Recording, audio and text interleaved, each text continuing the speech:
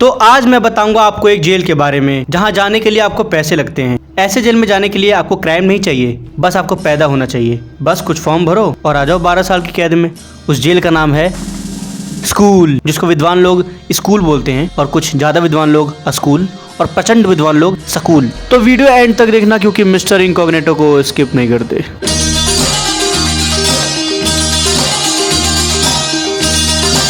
देखो भाई, स्कूल एक जेल सबके लिए नहीं है। मेरे जैसे कुछ छठे हुए छठी के बच्चों के लिए है, जिनके लिए पहाड़ा भी पहाड़ लगता है।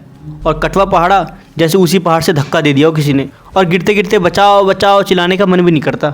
एक तो पहाड़े वैसे भी याद नहीं होते, ऊपर से तुम कटवा और पूछ लो 17 पंजे 16 निम्मे 19 सत्ते। अरे नहीं आता भाई, कैसे करेगा। कटवा बस 2 से 10 तक याद है मुझे, वो भी 12 और 13 के पहाड़े में मिक्स कर देता हूँ। सुनोगे? मार क्यों रहे हो सर, मन में बोल रहा था मैं तो।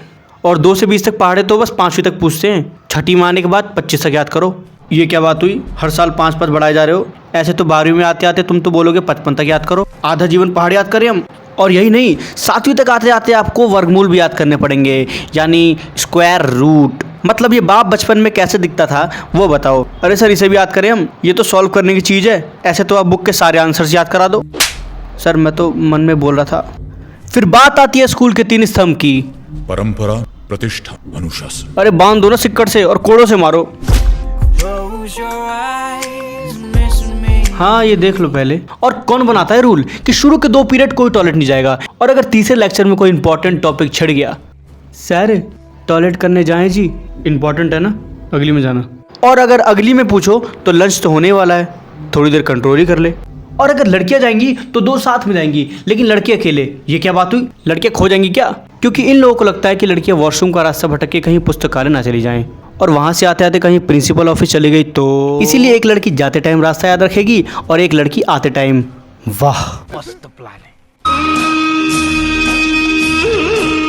टीचर चाहे कितना भी इंपॉर्टेंट टॉपिक क्यों ना पढ़ा रहा हो, लेकिन मजाले के बच्चे पढ़ लें वो चल गोलू से मजे लेते हैं।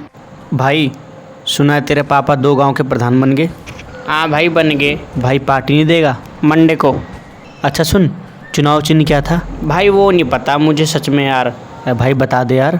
भाई वो नहीं बता सकता यार, देख। क्यों नहीं बता सकता भाई, बता दे यार। गोलू बता दे यार। भाई बस तुम दोनों को बता रहा हूँ, देख कसम से यार, किसी को बताना मत। पक्का भाई, भरोसा नहीं है भाई पे। भाई पतंग। भाई इसीलिए नहीं बता रहा था मैं, पन्नी वाली पतंग थी कागज वाली। अच्छा गोलू, तेरे पापा को वोट मिला था या डील?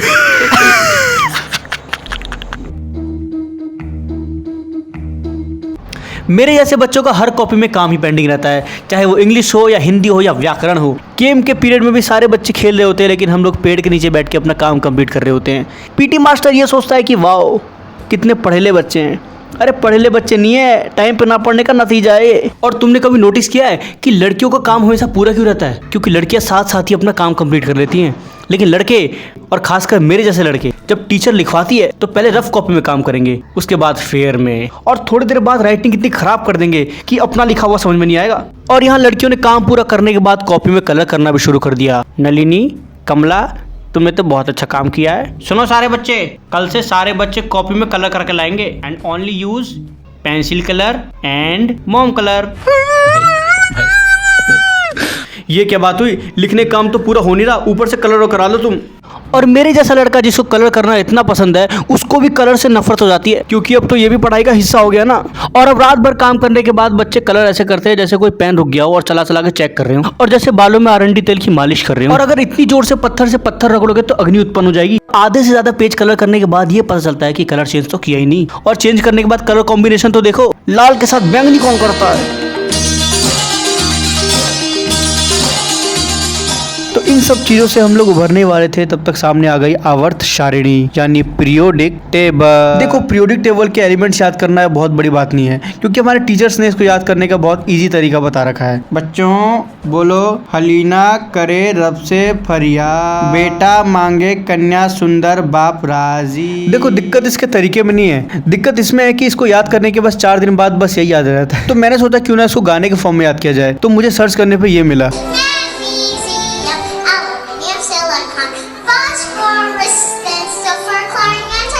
देखो गाया तो बहुत अच्छा है, लेकिन मुझे कुछ इंडियन मिक्स चाहिए था, तो मुझे ये मिला।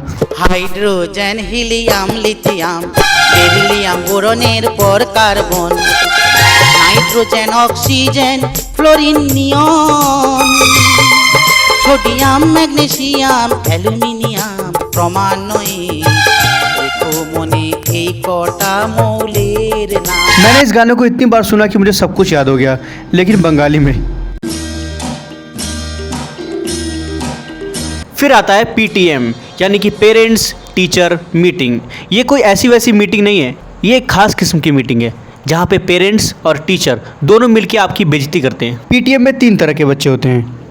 पहले वो बच्चे जो PTM की छुट्टी बोल के घर बैठ जाते हैं, और दूसरे वो बच्चे जो होते बहुत तेज़ हैं, वो जानबूझ के पेरेंट्स को PTM में लाते हैं ताकि उनकी तारीफ़ हो।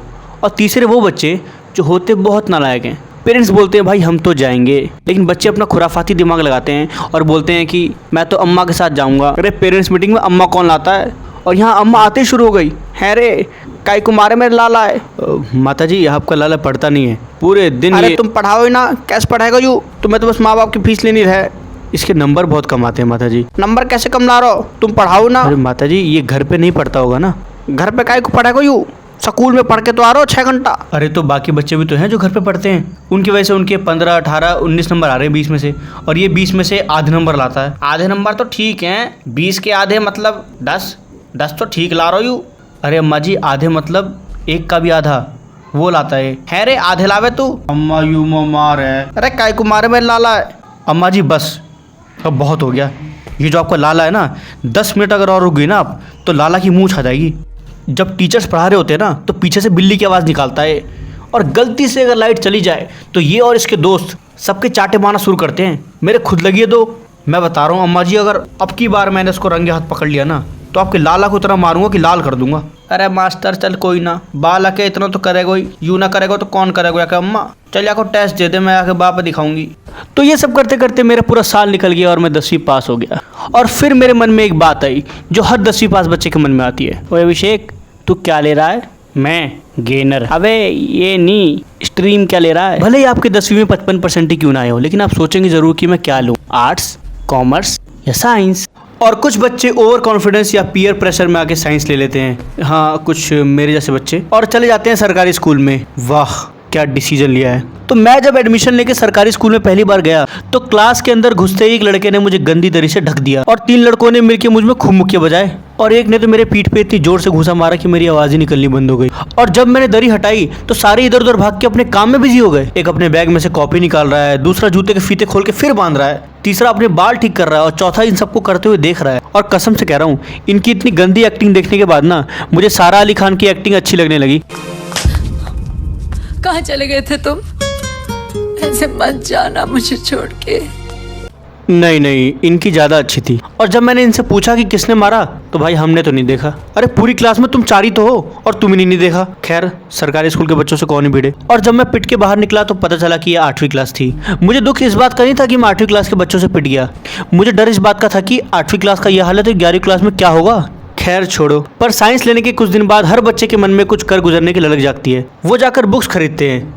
भैया 11th क्लास की फिजिक्स, केमिस्ट्री और बायो की टेक्स्ट बुक है, मिल जाएगी, दे दो।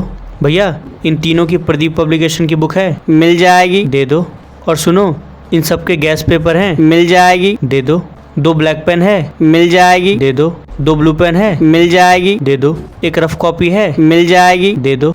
लेकिन सारी किताब लेने के बस 4 दिन बाद ना तो टेक्स्ट बुक खुलेंगी और ना प्रदीप, और गैस पेपर तो भूल ही जाओ। और पेन वो तो चुर गए, सरकारी स्कूल है ना। और स्कूल का हर बच्चा मारने की धमकी क्यों दे रहा है कि तू बाहर मिल, और मारेंगे कैसे ये भी बताते हैं। तेरे में तो पेचकस घुसेंगे, तेरे में तो हेलमेट बजेंगे। अबे आए टेढ़े चीजों से मार रहा है, साउथ तो गुंडा है क्या। बस खत्म। अच्छी लगी तो लाइक कर दो, और पहली वीडियो है यार सब्सक्राइब कर दो।